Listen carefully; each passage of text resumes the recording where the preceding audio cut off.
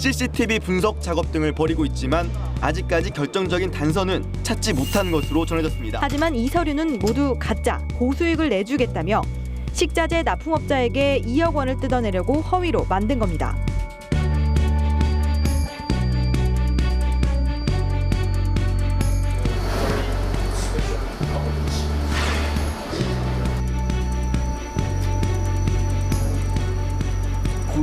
있는 데만 봅니다.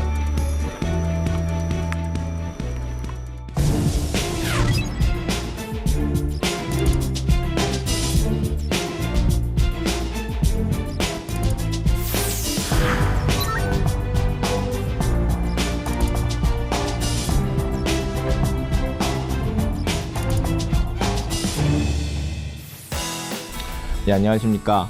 신직업의 발견 김진택입니다. 지금 현재 어떤 직업을 나는 선택해야 될까 고민하는 청소년들도 많을 거고요.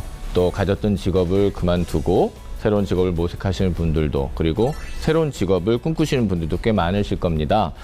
그런 분들에게 이런 직업도 있다. 그리고 그 직업이 어떤 거고 또 어떻게 자리 잡을지, 그 전망이 어떤지, 이런 얘기를 보다 쉽게 그리고 친절하게 알려드리고 또 앞으로의 미래 사회에 대한 얘기도 아울러 전해드리는 신직업의 발견, 앞으로 많이 고민하고 노력하도록 하겠습니다. 자, 오늘 굉장히 저희가 3회째인데요. 또 굉장히 흥미로운 직업을 가진 선생님들을 모셨습니다. 민간조사원이라는 직업에 대해서 알아볼 건데요. 빠른 시일 안에 지금 제도화를 앞두고 있어서 또 이슈화 되기도 합니다. 민간조사원 1호 뭐 이런 것보다도 일단은 민간조사원 그러면 일단 이 선생님이십니다. 민간조사원 유우정 선생님 나오셨습니다. 예, 안녕하세요. 안녕하세요. 유우정입니다. 그리고 또 한국민간조사학술연구소의 김중식 소장님 나오셨습니다. 예, 안녕하세요. 반갑습니다.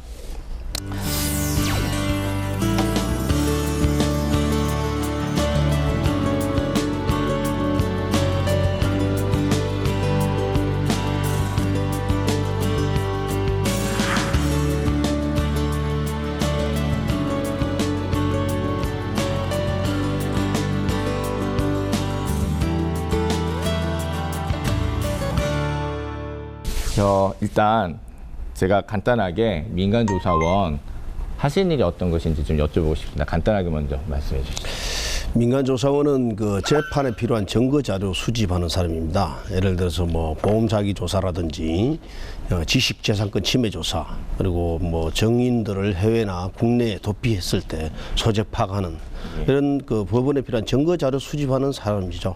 네, 그러니까는 증거가 있어야 이 사람의 죄를 묻을 수 있고 판결, 법원에 넘길 수 있는데 바로 그 부분을 갖다가 뭔가 지금 경찰이 공권력이 가지 못하는 부분을 굉장히 수고를 해주시는 분으로 일단 이해가 갑니다. 그럼 이제 차차 여쭤보고요. 선생님은 지금 한국민간조사학술연구소 소장님이십니다. 민간이 붙어있기 때문에 그리고 제가 아까 말씀드린 대로 아직 법제화가 되지 않은 상태에서 지금 운영을 하고 계시기 때문에요. 일단 간단하게 어떤 일을 하고 계시는 곳인지. 우리 한국민간조사학술연구소는 2010년도에 발족한 민간연구소입니다.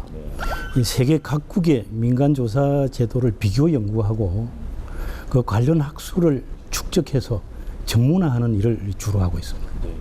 아직 법제화되지도 않았음에도 불구하고 그 몇 개 협회나 연구소가 있는 걸로 제가 들었는데요. 네, 지금 그런 부분이 아직 그래도 활발히 되고 있다는 점은 제가 또 굉장히 신선하게 느꼈습니다. 그러면 일단 선생님들 천천히 지금 이제 아마 많은 후배 혹은 이제 시청자분께서 궁금해하시고 그럴 것 같아서 제가 몇 가지 그냥 좀 여쭤볼게요. 33년 동안 이 일을 해오셨어요. 이 일을 해오셨는데 처음에 이 일을 뭐 직업이 있었던 것도 아니고 했으니까 이 일을 하셨던 계기가 있었을 것 같습니다. 제가 고등학교 2학년 때 그 막내 삼촌 의문사가 있었고요. 제가 꿈속에 한 3개월 동안 억울하다고 제 꿈속에서 제가 종손이고 장남이다 보니까 그런 것 같은데, 그리고 지방에 있는 법원에서 불법 그 법률 브로커로 인해 가지고 피해자와 가해자가 뒤바뀌어서 특히 그 시골의 사람들은 구치소장 갔다 오면은 정신적인 피해를 많이 가지고 있어요. 그래서 술에 연연하다가 돌아가시는 걸 봤습니다.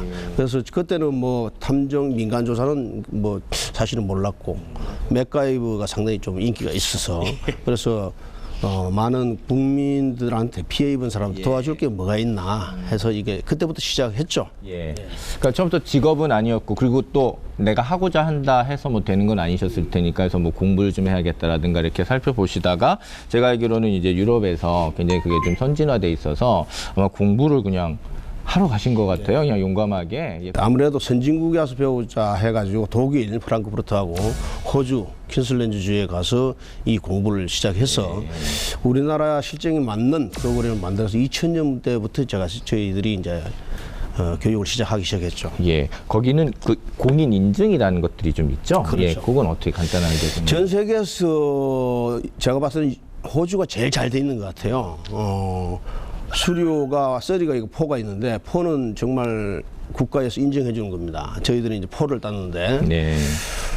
그리고 그 우리나라는 이제 보증인 제도가 없어졌잖아요. 거기는 그 민간 조사관에게 한국인 저 같은 경우는 3명의 보증인을 세웠습니다. 네. 만약에 제가 선을 넘었거나 불법을 했거나 그 위조를 했을 경우에는 그 보증인 3명에게 그 민사적인 책임을 물린 거죠. 야, 선생님 그 활동하는데 그 과정을 지켜보고 그랬던 보증인들이 이 사람 문제가 있다고 그랬을 때 그 보증인들이 연대 책임을 지고 그렇죠. 사회적 합의를 그렇게 이뤄간다 이렇게 보시는군요. 네, 맞습니다. 예. 기억에 남는 사건 너무 많이 하시면 시간이 모자라시니까 한 2-3개 정도만 예 부탁드리겠습니다. 16개 기업이 피해를 입은 사례인데요. 철강회사였습니다. 그래서 뭐 금액은 그렇게 크진 않은데 한 40억 정도밖에 안 되는데 16개 피해자 그 기업에서 모임에서 정보 흘러가 나온 게 그 부인은 캐나다로 갔고 남편은 강원도 산골에 있다고 그랬는데 막막한 거죠. 그래서 저하고 이제 같은 좀 인연이 있던 의뢰인께서 피해를 입었었는데 저한테 이제 틀어놓고 제가 이야기를 했죠. 그 16개 기업 중에서는 2개 정도 스파이가 있다. 그래서 거기 사실이 아닐 수 있으니까 사실을 제대로 파악하고 대응하는 게 좋겠다. 그래서 이제 저한테 의뢰를 했죠. 하니까 진짜 그 정보는 사실이 아니었습니다. 되게 직관이 맞으셨네요. 그래서 예. 이제 캐나다도 가지 않았고 강서 쪽에 아파트에 옹기종기 다 모여 있던 사실을 확인했습니다. 그리고 뭐 산업 스파이 쪽인데 뭐 텔레콤 회사하고 이제 합병하려고 그랬는데 그 회사 대표이사가 자기 연구소 소장이 문제가 있다고 그래가지고 조사를 해보니까 일주일 5일 중에서는 이틀은 다른 연구소로 출근을 하는 거예요. 이미 연구원 중에 11명은 다 빠져나갔고 예, 그래서 결과적으로는 그게 합병이 안 된 사건이었죠. 그런 것 선생님 말씀 나온 김에 한두 개만 더 부탁드리겠습니다. 예, 교통사고 위장이었었는데요. 피해자와 가해자 뒤바뀐 사건이었습니다. 이제 그 승용차와 승합차인데 승용차는 이제 상행 올라가는 길이었고 승합차는 내려오는 길이었습니다. 결국은 제가 봤을 때는 그 사건 현장이 승용차는 중앙선을 침범하지 않았는데 모든 조사로 봤을 때는 승합차 라인에서 사고 났다. 그래서 나중에 보니까 그 지게차까지 동원해가지고 위조를 시켰던 거죠. 그래서 그걸 저희들이 이제 협회 우리나라 교통공학 박사 1호가 계시는데 그분하고 같이 해보니까 그 흔적과 사고 난 흔적과 목격자를 찾아가지고 피해자와 가해자를 뒤바꾼 사건이었죠. 목격자 부분, 그다음에 사건 조사가 미국으로 빠질 수 있는 부분에 대한 그 단서를 차지하시는 그게 굉장히 그렇죠. 그게 이제 제일 중요하죠. 예. 아마 그렇게 하실 때마다 그 보람은 더 많이 올라가실 것 같은 맞습니다. 생각이 드네요. 그리고 그 보험 사기였었는데 그 교통사고 위장이었었는데 그 목 디스크가 있었다고 합니다. 근데 병원에서는 별 문제가 없는데 디스크는 이거 너무 많은 일 아닐까요? 저희 맨날 많죠. 일하는데 예. 그래서 이제 뭐 많이 생기는 것 중에 하나인데 저희들 사실 여부 조사를 해보니까 낮에는 병원에 있고 밤에는 목 디스크 그 안대를 풀고 헬스장에 이 얘기는 뭐 매일 보는 얘기 같은 느낌이네요. 정말. 운동하는 그런 사건이었습니다. 아, 그러시군요. 어떤 일을 하십니까? 그러면 뭐뭐합니다라고 이렇게 몇 가지로 이렇게 카테고리되어 있는 일을 말씀하신다면 어떻게 말씀해 주실 수 있을까요? 뭐 해외 도피 사범, 산업 스파이 뭐 이런 식으로 나열하신다면 뭐가 있으신가요? 그 해외 도피 사범하고 산업 스파이, 지식재산권 침해 조사, 예. 방화로 추정되는 보험 사기, 교통사고 조사, 디지털 포렌식, 디지털 중에서도 하드와 모바일 포렌식으로 나눕니다. 네. 도청기 몰래카메라 조사, 기업 회계 부정 조사, 필적 감정, 그리고 기업의 부정 조사 이렇게 나눌 수가 있습니다. 소장님 지금 얘기 들으셨습니다만은 또 평소 생각하셨던 부분과 지금 말씀하셨던 부분과 대해서 보충해 주시거나 또 얘기해 주실 부분이 있으면 좀 네. 말씀해 주시죠. 우리 민간조사원이 할 수 있는 일은 크게 4가지 영역으로 우리가 구분할 수가 있습니다. 첫 번째가 사람 찾기 영역인데요. 여기에는 잠적자, 실종자, 미아, 가출인, 수배자가 포함이 됩니다. 전문 용어 네. 많이 나옵니다. 예. 그다음에 이제 두 번째 이제 물건 찾기죠. 네. 여기는 유실물, 분실물, 도난품, 그리고 불법 부당한 은닉 재산 네. 추적 같은 거 이런 것들이 나오고, 세 번째 소송이나 분쟁에 필요한 정보나 단서를 수집하러 가는 이런 일이고, 네 번째는 공익 침해 행위를 첩보를 수집해서 신고하고 하는 이런 일이 크게 예. 4가지 영역에 구체적으로 보면 한 20개 정도의 업무가 세계적 탐정의 공통적 업무를 하고 있습니다. 네, 알겠습니다. 예. 그런 차원에서 만약에 지금 제가 경찰과 민간조사원이 어떻게 다르냐라고 여쭤본다면 일단 유호정 선생님께서 간단히 얘기해 주시고요. 경찰은 이제 공공 차원에서 공익 차원에서 이제 치안이나 어떤 사건이 일어났을 때 수사에 들어가기 전에 그 초입이라고 생각합니다. 네. 그래서 공공성이 많고 민간 조사원은 개인에게 의뢰를 받아서 사건의 사실 여부만 조사하는 네. 거기까지죠. 네. 예.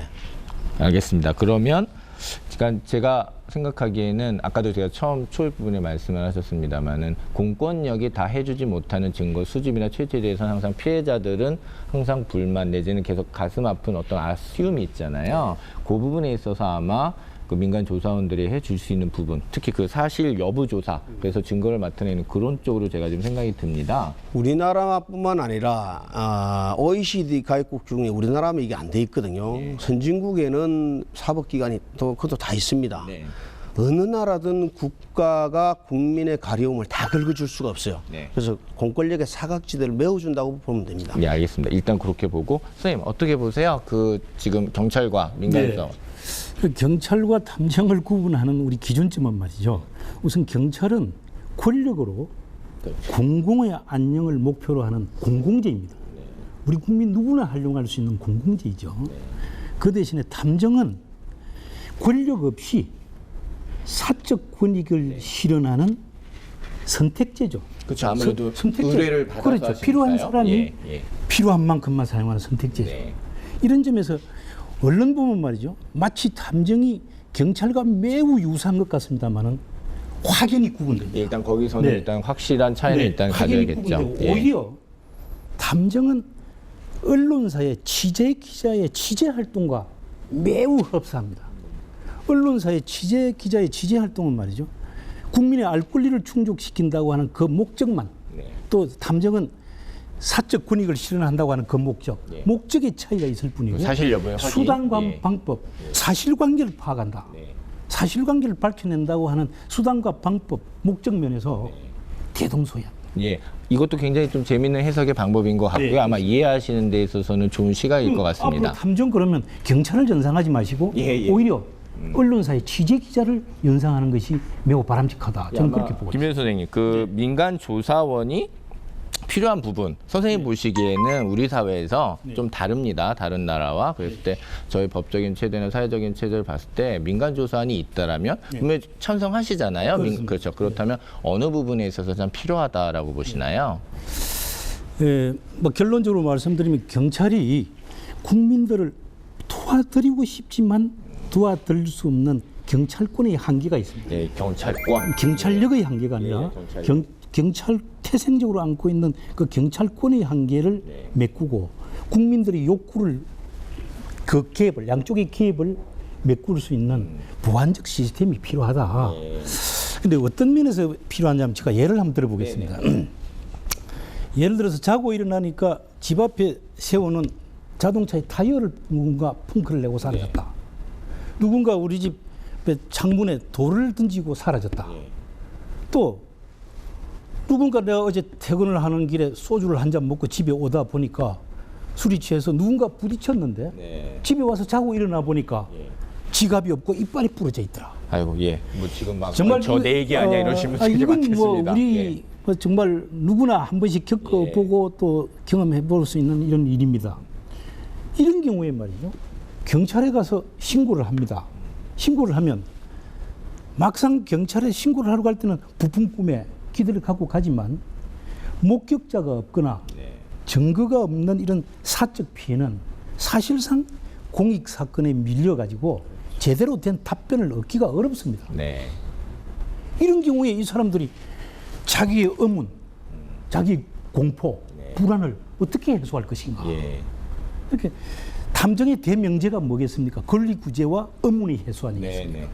우리가 살아가면서 우리가 갖고 있는 의문을 해소해 줄 수 있는 경찰이 만능이 아니거든요. 네. 공권력이 만능이 아니니까 우리 의문을 해소해 줄 수 있는 이런 또 보완책이 또 사실상 사회적으로 좀 필요하다. 네, 알겠습니다. 이런 면에서 탐정의 필요론을 저는 강력히 말씀을 드리고 싶습니다. 지금 제가 선생님 말씀 듣고 좀 재밌고 흥미로운 어떤 해석이 이 부분인 것 같습니다. 그리고 또 중요한 게 경찰력의 문제가 아니고 경찰 권한 그거에 대한 한계가 있기 때문에 왜냐하면 경찰력 문제 그러면은 사실 지금도 얼마나 많이 수고하고 계세요 경찰 여러분들이. 근데 니들 굉장히 게으르다 못됐다 이런 얘기하는 게 아니라 경찰권 자체가 갖고 있는 한계 때문에 그거에 대한 법적인 구제 상태 그리고 어떤 그 공익을 추구하는 데 있어서의 더 넓은 차원을 커버하기 위해서 분명히 필요하다라는 말씀이라서 저는 그 부분이 중요한 것 같습니다. 조금만 더 보충해드리면은 우리 시중에서 말이 일반인들이 어떻게 생각하면 탐정이 할 일이 있다면 경찰을 더 늘리면 될 것 아니냐. 그래서 그런 얘기 하시죠. 이렇게 얘기하는 사람이 있습니다. 그런데 그건 논리적으로 잘못됐다. 탐정이 필요한 이 수요는 경찰력이 부족해서가 아니라 태생적으로 경찰이 안고 있는 경찰권의 한계가 있습니다. 예를 들어서 민사 개입하지 않는다, 사생활 개입하지 않는다. 맞습니다. 이런 부분이 있는데 그것을 경찰을 2배, 3배 늘린다 해서 그 수요가 해소되겠습니다. 예, 그거 되게 좋은 지적을 해주신 것 같아요. 예.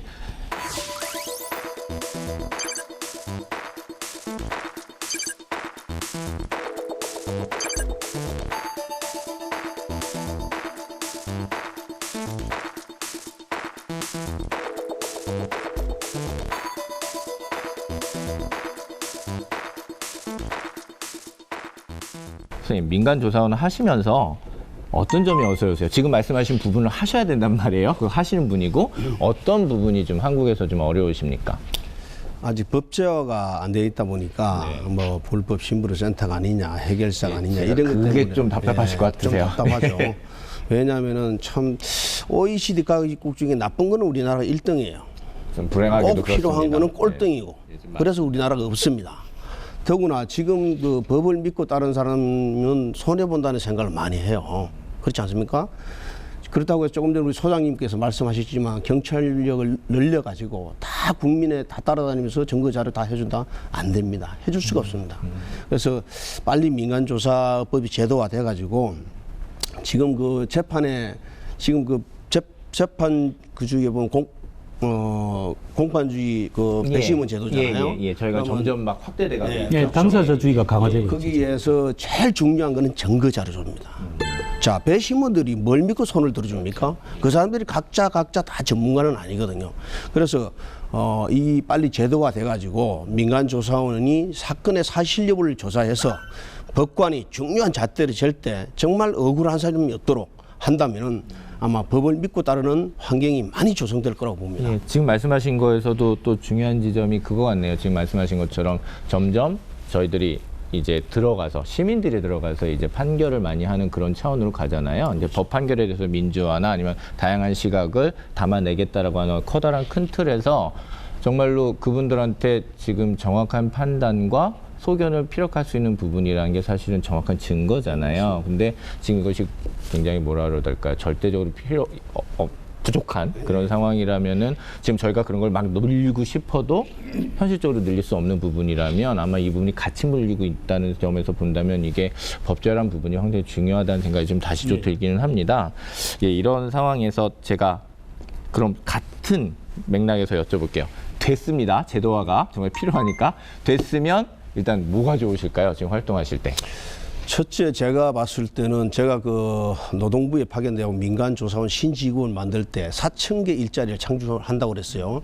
제가 봤을 때는 아마도 한 20만 일자리 창출될 거고, 보험범죄가 연간 약 7조 원이 누수되고 있어요. 저희는 좀 그게 심합니다. 예. 네, 그래서 그것까지 해서 지식재산권 침해는 전 세계적으로 360조 원 시장입니다. 한 해에. 그렇죠. 그까지 다 합해서 아마도 이 일자리와 경제 활성화는 한 연간 50조 원 시장이 되지 않을까. 네. 예, 그렇게 생각하고, 조금 전에도 말씀드렸지만 지금은 이제껏 쭉 지켜보면은 빈익빈 부익부가 많이 차지한다고 생각해요.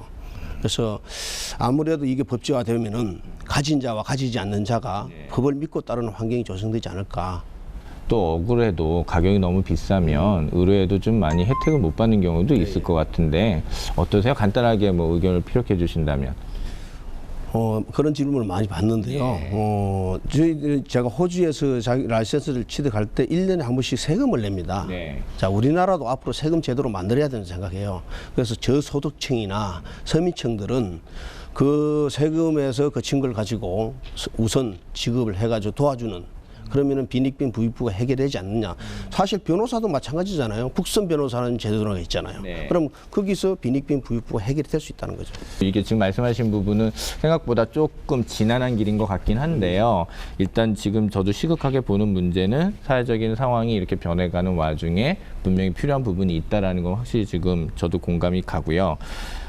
한 가지 또 김준일 선생님한테 좀 여쭙고 싶은 게 경찰을 오래 하셨잖아요. 부장님 경찰을 하시다가 지금 이제 학술연구소를 지금 운영하고 계시는데 앞으로 이 직업이 지금 유명하다라고 보셨어요. 지금 일자리 문제도 지금 전망하시면서 하셨어요. 그리고 아까 그 원리 원칙에 입각해서 분명히 중요하다 하셨다면 좀 현실적으로도 정말 민간 조사원이 정말 있다라면 어떤 순기능을 좀 가지게 될까요?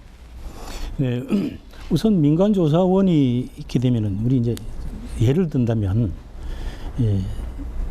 사람 찾기를 놓고 우리 한번 보겠습니다. 우리 이런 얘기가 있습니다. 민간조사 제도가 되면 그나마 경찰이 미아나 가출인이나 실종자나 사람 찾기에 손을 놓게 된다.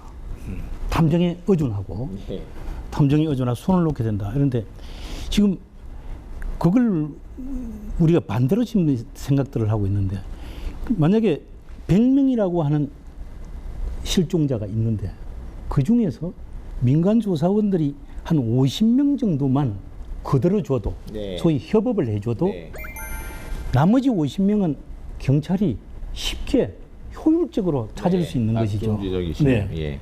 이런 이제 순기능이 있고, 그 다음에 두 가지 제가 사회적인 문제를 하나 말씀을 드리면, 탐정이 존재한다는 그 자체만으로 소위 범인성, 범죄를 유혹하는 범인성 환경이나 또 범죄를 위축시킬 수 있고, 그렇습니다. 그것이 저는 대단하다고 봅니다. 그 다음에 또 탐정이 있음으로 해서 탐정 문화가 창달돼 가지고, 긍정적인 탐정 문화. 그렇습니다. 그래서 탐정 시장에서 직접 매출을 올리는 그것 외에 탐정을 소재로 한 영화, 소설, 만화, 드라마, 오락 게임물까지 탐정 문화 창달을 통해서 엄청난 부가가치를 창출할 수 있다고 봅니다.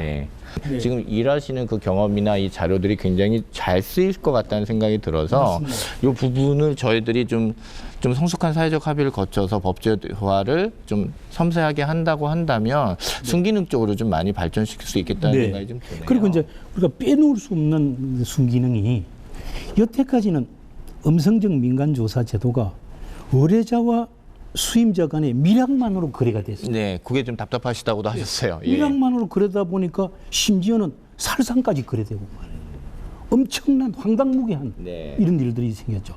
그런데 이것이 제도화될 경우에는 합당한 공인된 전문가에 의해서 조사가 이루어짐으로 인해서 마음 놓고 우리 국민들이 민간조사 제도를 이용할 수 있다고 하는, 그것은 정말 빼놓을 수 없는 순기능이라고 봅니다. 알겠습니다. 점점 확대되고 다양화되는 와중 속에 일자리의 창출뿐만 아니라 좀 이제 어떤 성향의 문제, 그다음에 어떤 그런 차원도 분명히 영향이 있을 것 같아요. 그래서 아마 일자리 문제 뭐 이런 차원에서도 분명히 있을 것 같고 경찰학과나 경호학과를 대체하거나 아니면 비등하게 갈 수 있다고도 보여지는데요.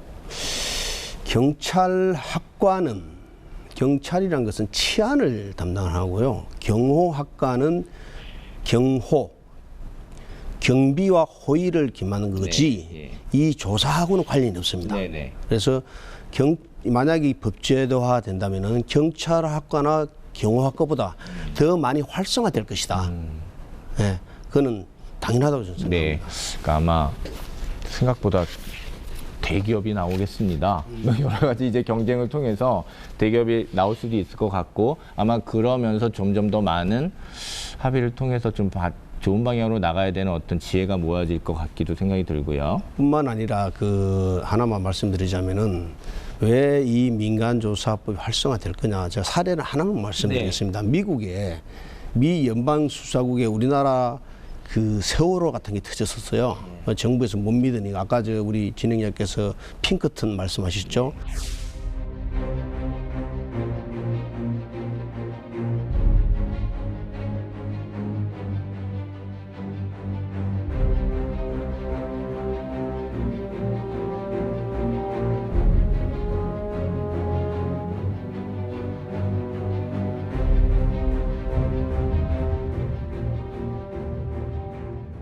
거기에 전 세계 직원이 14만 명 정도 됩니다.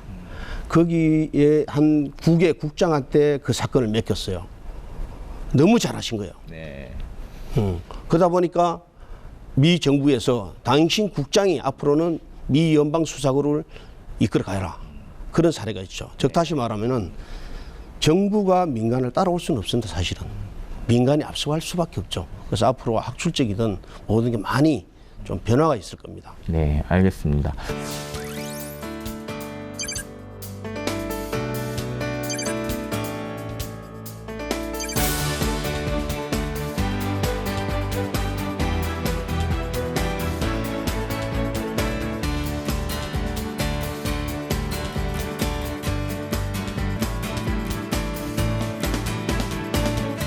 이게 생각보다 굉장히 다양한 분야의 일들을 하시기 때문에 뭐 많은 소양이나 아니면 갖춰야 될 것들이 많아 보이긴 하는데요.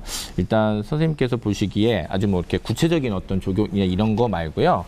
일단 어느 정도, 그러니까 어떤 그 규칙이랄까요? 민간 조사관이 된다면 어떤 일상 수칙이라든가 꼭 지켜야 되는 어떤 그런 것들 몇 가지만 좀 얘기를 좀 해주시겠습니까? 옛날에 우리 그 전해전 내려온 얘기 보면은 임금님기는 당나귀이다는 말이 있죠.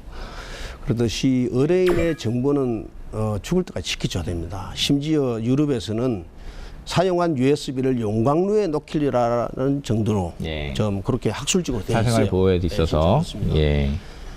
그렇기 때문에 아마 그 보안을 철저하게 지켜줘야 된다고 저는 생각해요. 예. 그리고 아마 이제 점점 민간으로 넘어가게 되고 그들에게 맡기게 되게 되면 어떤 금전의 유혹이라든가 뭐 또 공정치 않은 것들을 많이 요구할 경우도 있잖아요. 그렇게 되면 굉장히 윤리적인 어떤 덕목이나 이런 것도 좀 높으셔야 될 것 같아요. 제가 두 가지만 말씀드릴게요. 하나는 유럽에는 선진국에서는 디지털 사진과 디지털 비디오는 절대로 법원에서 인정을 안 합니다. 아날로그 사진과 아날로그 비디오만 인정해요. 왜? 편집이 용이할 수 있어요. 또한 조사하는 방법에서 사생활 침해나 주거지 침입이나 타법을 위반해서 얻어지는 정보는 법원에서 증거 자료 채택이 안 됩니다. 네. 예. 또 하나는 뭐냐면은 아까 좀 말씀 잘 하셨는데 돈에 현혹되면서는 안 되죠. 제가 3,900억 사기 사건, 그 금융 사기 사건에 개입했었는데 저 말고는 다 받은 걸로 알고 있어요. 그래서 16명이 모두 다 구속되고 저 말고 다 구속됐습니다.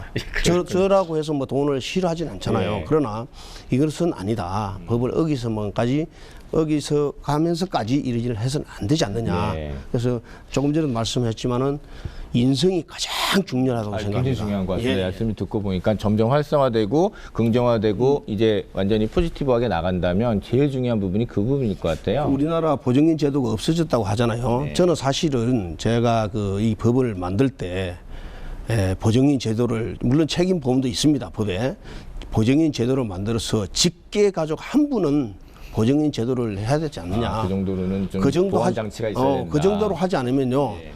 돈이 흔들릴 수밖에 없습니다. 결국은 제대로 갈 수 있는 것은 제도라고 생각합니다. 지금 시청자 여러분 지금 보셨겠지만 참 좋은 직업이지만 가장 중요한 게 지금 인성입니다. 그리고 윤리적 판단은 얼마나 명확하게 그리고 공공적인 이익에 대변해서 할 수 있겠는가, 이게 굉장히 중요한 요건입니다. 그래서 이 점 확실히 알아두시고 아무리 하고 싶다 뭐 이런다 하셔도 이게 굉장히 중요한 거라는 거 알아주시고요.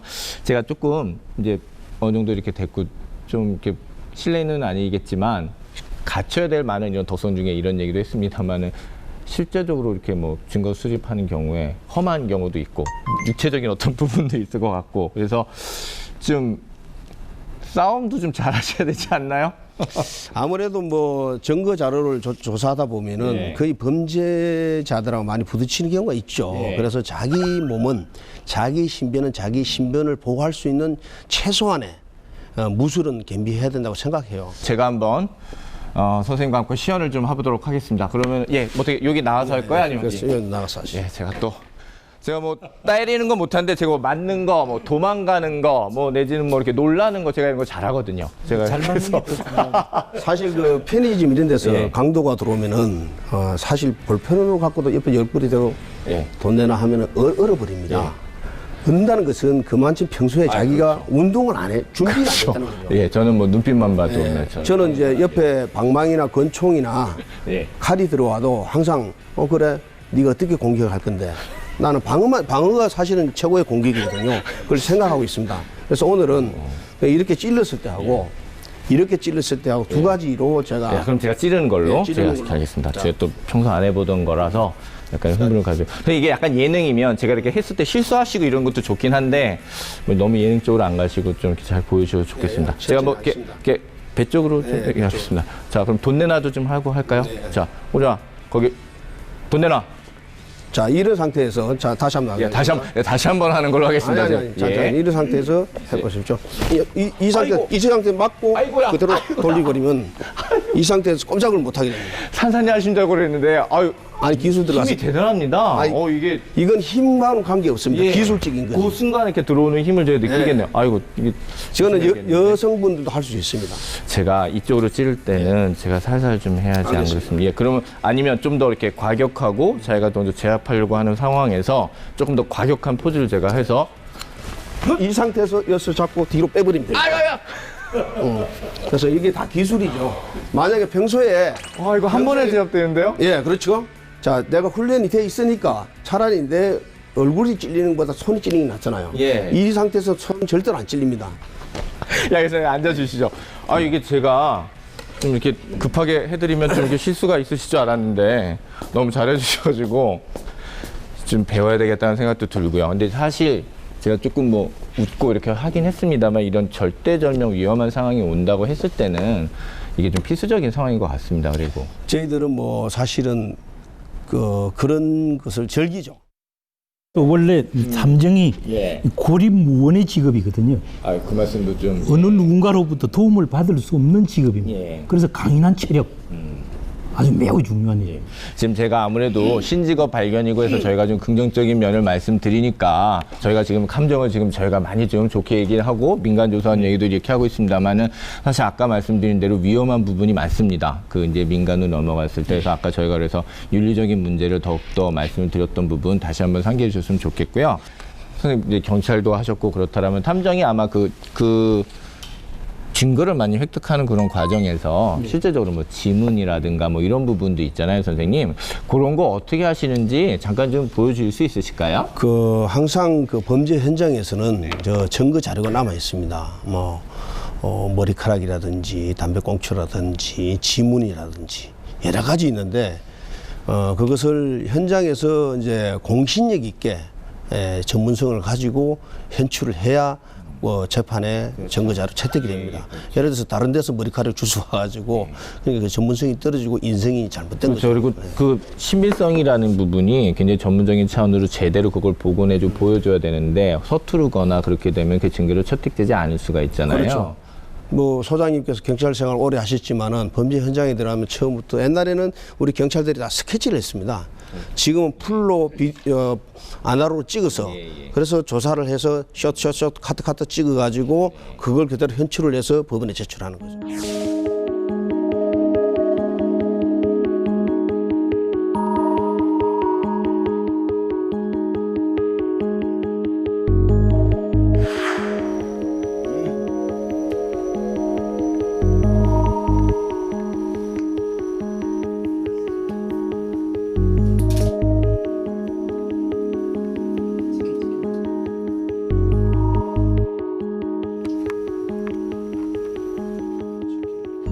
그걸 오늘 제가 잠깐만 천천히 예, 보여주시죠. 그것만 하나 제가 해드립니다. 예, 알겠습니다. 예, 시간 가지고 천천히 해주세요.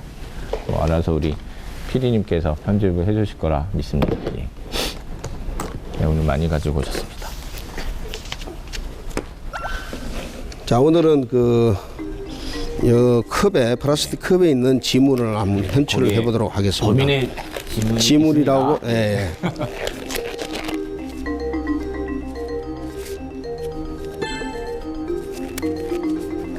이 장갑을 끼는 이유는 현장에 범인 지문하고 제 지문하고 같이 또 헷갈릴 수가 있으니까 항상 장갑을 착용해야 됩니다. 그 대학교에서 강의하실 때 이런 것도 다 들어가 있나요? 그렇죠. 예. 네. 자, 여기 이제 하얀 게 있고 은색이 있고 블랙이 있는데 여기에는 이제 블랙 분말이 아무래도 좋겠죠. 그래서 분말은 브러쉬 끝 부분이 묻을 겁니다. 그래서 여기서 제가 찾도록 해보겠습니다.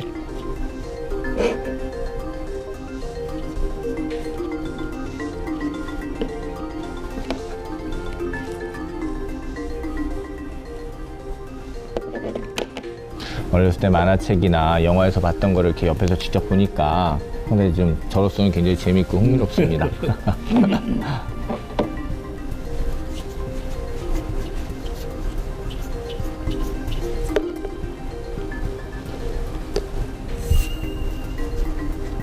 자, 여기 지문이 나타나죠. 예. 조금 더 현출을 해보겠습니다. 찾아가지고 아주 부지런한 분이라 아주 많이 묻히고 가셨네요, 그분이. 예. 그 아마추어라고 봐야죠. 프로면은 지문을 장갑을 꼈을 것이고 예. 또한 있을 걸 대비해서 아마 물걸레로 흔적을 제거하고 갔을 경우가 있을 겁니다. 저 지문은 말이죠. 만인부동, 그렇죠. 네. 예. 영혼불변. 예. 예. 그래서 개인 식별 자료로서는 지금 DNA보다도 더 네. 완벽하죠. 알겠습니다. 지문이 현출됐다고 해서 조금 유사하다고 해서 그것을 범인으로 지목을 할 수가 없습니다. FBI는 특이한 점이 12개가 나와야 되고 우리나라는 10개 이상이 나와요. 예, 그 점들이. 예. 점들이 아니고 이제 특이한 점이라는 것은 융선이 끊긴 게 있고 갈라진 게 있고 이어진 게 있고 이런 부분이 특이한 10개 이상이 나와야 네. 범인으로 인정을 할 수 있죠.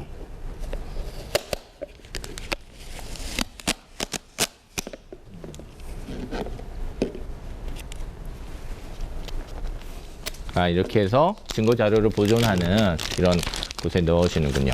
이거 빼드릴까? 예. 이게 있네요. 지문 전사 대지 이런 게 있네요. 예. 자, 이렇게 한번 보시면은 자, 한번 봐주세요. 이거 굉장히 영광스러운 순간입니다, 제가. 예. 왼쪽에 있는 엄지손가락 지문은 뭐 굉장히 명확하게 나왔습니다, 선생님. 네, 예. 그렇죠. 예. 이게 이제 동글동글하다고 해서 환상문이라고 그러는데.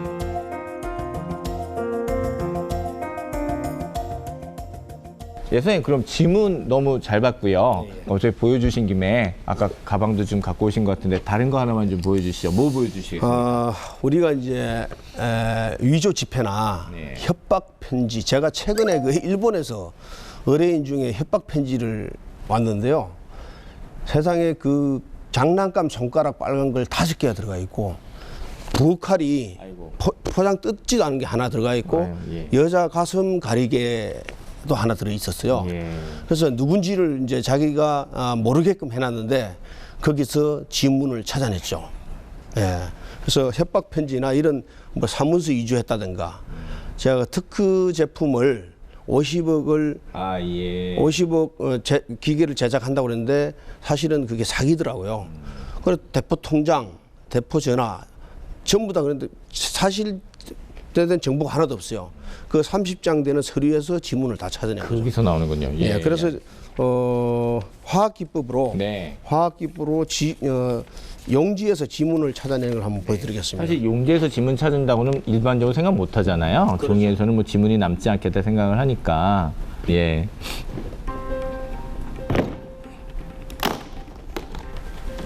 차에다가 많이 넣고 다니셔야겠습니다. 민간 조사원님들은. 아무래도 뭐 전문 승인이 필요하니까 이것은 이제 아세톤에다가 그 니히드린을 섞은 용액입니다. 그래서 화학 기법을 할 건데요.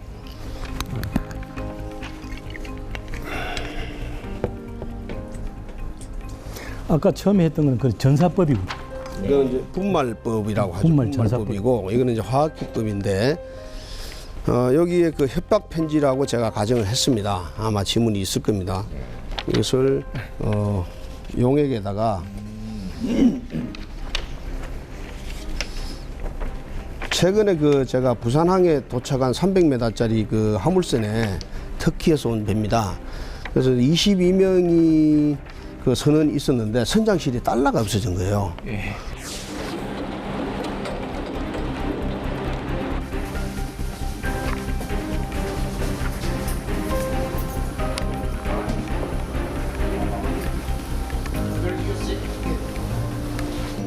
이쪽 문은 닫혀 있었는데 밑에 이렇게 그 훅이라고 그러잖아요. 그런 거 있잖아요. 훅에 눌러져 있는. 원인은 잘 안 누르는데 왔을 때는 요 문은 열려 있었고 요 문은 이렇게 훅이 내려져 있었습니다. So there will be one fingerprint, mine and another one, whoever.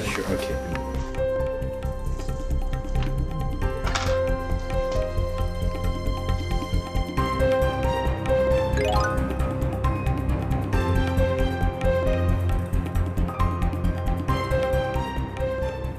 그래서 제가 이제 사실 우리나라 그 배가 한국에 있지 이쪽으로 이제 육지로 나오는 거 아니잖아요. 우리 경찰 쪽에서 가지 못하기 때문에 네. 자 우리 앵커님 잠깐 이거 말할 때까지 예, 들고 있습니다. 들고 계시면 됩니다. 예, 예.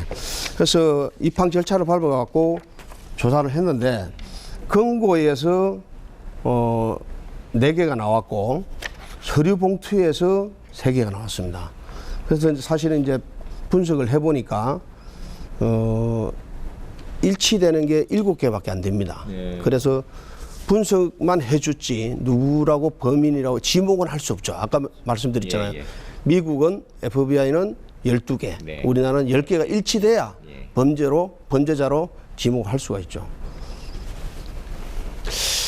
이 정리하는 동안에 우리 소장님도 죄송하지만 꽉 잡아주시기 바랍니다. 이게 가만히 놔두면 아세톤이라 우리가 숨 쉴 수가 없습니다. 그래서 제가 일단은 넣도록 하겠습니다. 네, 고맙습니다.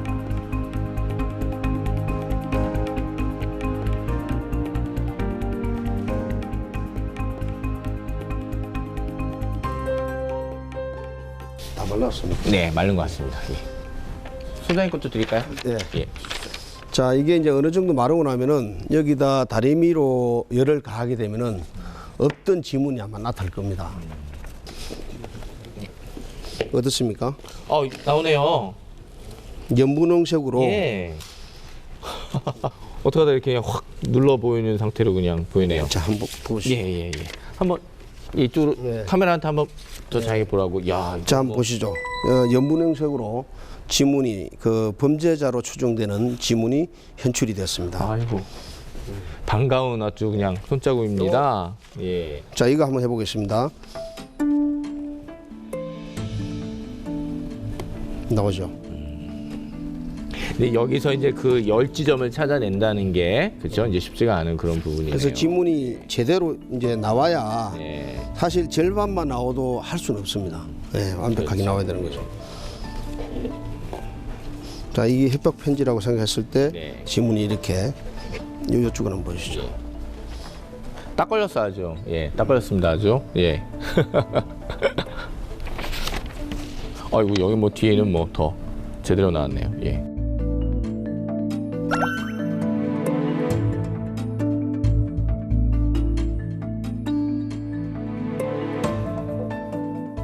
또 저 우리가 지갑이나 플라스틱 같은데 지문 현출하는 방법이 있는데요. 밀폐된 공간에다가 우리 그 순간 본드 있잖아요. 예. 순간 본드를 약간 전기를 가하면은 연기가 생깁니다. 그 연기가 지문에 다 묻어버려요. 예, 그 영화에서 봤습니다. 예, 실제 그래 하고 있어요. 예, 그러시군요.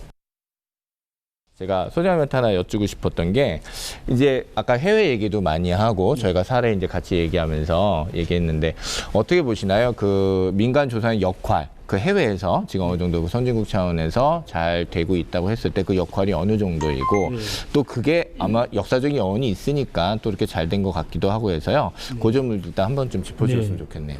지금 뭐 해외에서는 우리가 선진국 클럽, 그 세계 경제협력기구를 기준으로 볼 때, OECD를 기준으로 볼 때 34개 회원국 중에서 우리나라를 제외한 33개국은 이미 탐정을 뭐 직업화, 산업화한 지 오래되고, 그런데 그 중에서 미국이 6만 명, 일본이 6만 명, 영국, 프랑스, 독일이 2만 명, 호주가 6천 명, 이렇게 공인 탐정이 지금 활동을 하고 있습니다. 그래서 이 숫자를 놓고 우리가 평균을 내봤을 때 OECD 기준으로 보면은 10만 명당 32명입니다. 예. 그럼 이 외국의 탐정 규모가 어느 정도냐 하는 것을 조금 실감나게 제가 말씀드리면 10만 명당 32명이니까 우리 서울 시민이 1,000만 명으로 볼 때 서울 시내에 탐정이 3,200명이 있다는 얘기죠. 그래서 외국의 탐정 규모가 어느 정도냐 이렇게 우리가 놓고 봤을 때 서울시 인구 규모의 3,200명이 활동을 하고 있다. 평균 OECD 평균이 10만 명당 32명이니까. 그러면 예를 들어서 우리 서울 시내에 3,200명의 탐정이 있다. 이게 참 대단한 것 아니겠습니까? 그렇습니다. 예, 지금 생각해 보니까 꽤 큰 숫자고요. 예. 이런 정도로 외국에는 탐정이 촘촘히 치안에 무한작용도 하고 사적 권익 구현에 서비스를 하고 있죠. 그렇군요. 역사적으로는 한 그래도 많이 어떻게 되죠? 이게 그 기원을 말한다면 어떻게 될까요? 네, 사실 이 탐정의 역사는 뭐 인류의 역사와 함께 해왔다고 해도 과언이 아닙니다. 왜냐하면 사람은 누구나 타인이 모호한 언동을 하면은 따로 사실관계를 파악해보고 싶은 이런 본능이 있죠. 자위적 본능이 있죠. 그러나 이 소위 우리 사설 탐정으로 상징되는 이 수탁적 탐정업, 나무 일을 맡아서 하는 수탁적 탐정업은 고대 6세기 영국에서 상인들이 물건을 도난당했을 때 물건을 회수하기 위해서 사람을 고용하게 된 것이 탐정의 기원으로 이렇게 되고 있습니다. 예, 예. 아마 저희도 없는 기록이 있었으면 분명히 저희도 있었을 텐데 아직은 기록이 없으니까 영국 걸 가져오겠지만 말씀하신 대로 우리가 갖고 있는 어떤 본성의 하나다 그러면은 뭐 굉장히 오래된 역사였지 않았나 이런 생각이 드네요. 조금 제가 추가로 말씀드리면 인간이 타고날 때부터 본능적으로 자위적으로 타고난 이 본능을 탐정을 금한다고 금해지겠습니까? 예, 진실 탐구에 대한 욕망이라는 게 있죠. 사실 탐정 활동은 금한다 보다가 적정하게 관리한다가 맞다. 저희들은 이렇게 보고 있습니다. 예, 알겠습니다. 그 역사를 얘기해서 그런데 저 한 말씀. 네, 한 말씀 더 해주시죠. 뭐 알아서. 예.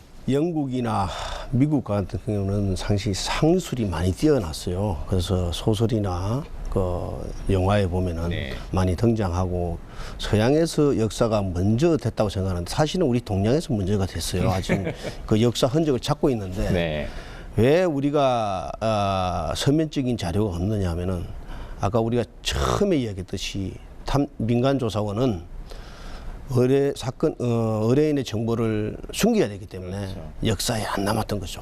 우리 드라마 역사고 보면 다 모두 보면은 그 한 일부분인데 아마 그 역사 기원을 제대로 찾아갖고 영국이나 미국보다 앞서갔다는 것을 한번 보여줘야 되지 않을까 그런 생각합니다. 사실 이게 뭐 앞서가고 그 문제는 아니나 어쨌든 지금 아마 공유하시는 부분은 그거 같습니다. 그러니까 인간의 본성에 기초한 진리 탐구의 어떤 그런 부분이 같이 이렇게 현현된 부분이 아마 탐정에서도 나타난다 이렇게 보시면 될 것 같고요. 저희가 오늘 굉장히 좀 흥미롭고도 재밌는 얘기 많이 하면서 좀 아쉬운 부분도 많습니다. 마지막으로 제가 일단 선생님께 이러이러한 성격 혹은 이러이러한 꿈을 가진 사람, 이런 사람은 민간조사원 이런 직업을 꿈꿔도 좋다. 그래 한번 이렇게 해볼래라고 한번 시청자들에게 꿈꾸고 있는 분들에게 한번 얘기를 좀 해주시죠. 첫째 인성이 좋아야 되고요. 그리고 추리력이나 어떤 범죄 심리 분석을 잘 할 수 있어야 된다고 생각합니다. 예. 그리고 끝까지 할 수 해내고야 말겠다. 영어로 말하면 러싱 인 파서블 어떤 마인드가 있어야 되지 않는가 그렇게 생각하고 민간조사원의 자격을 잠깐 말씀드리면은 네. 키가 너무 커서도 안 되고 너무 작아서도 안 됩니다. 느낌 옵니다. 왜 그런지. 스타일도 말총머리도 안 되고 예. 우리 소설 속에 보면 뭐 빨간 스포츠카를 타고 눈에 띄면 안 되죠. 그렇죠. 그렇죠. 예. 그래서 그 CIA 같은 경우는 7년 전에 제임스 본드 같은 그 정도 키는 아예 안 뽑기로 했습니다. 예. 그 정도로 그러니까 무난한 사람이어야 됩니다. 예, 알겠습니다. 무난은 하되 외모는 무난하되 안에 가지고 있는 열정이나 근성은 대단한 분이 하셔야 그렇죠. 될 것 같아요. 전문성도 있어야 그리고 거기에 높은 윤리적인 의식까지 일리셔야 될 것 같습니다. 김준 선생님 마지막으로 이 탐정 혹은 뭐 지금 얘기했습니다. 하시고 싶은 얘기가 한마디 있으실 거예요. 꿈을 꾸고 있는 분들한테. 저 개인적으로 볼 때는 탐정을 지망하는 분들은 우선 예리하고 집요한 관찰력이 있어야 되겠다. 그리고 이제 두 번째 직감력과 논리적 추리력을 갖춰야 되겠다. 이러한 기본적인 자질과 함께 꼭 필요한 것이 타인의 권익을 침해하지 않는 범위 내에서 사실관계를 파악해내야 되겠다고 하는 윤리의식이 확고하게 자리 잡은 사람이라 해야 되겠다. 이게 안 되면은 사실 지금 이렇게 저희가 좋은 얘기 해놔도 분명히 사회적으로 환영받지 못하는 그런 상황이 될 것 같기도 합니다.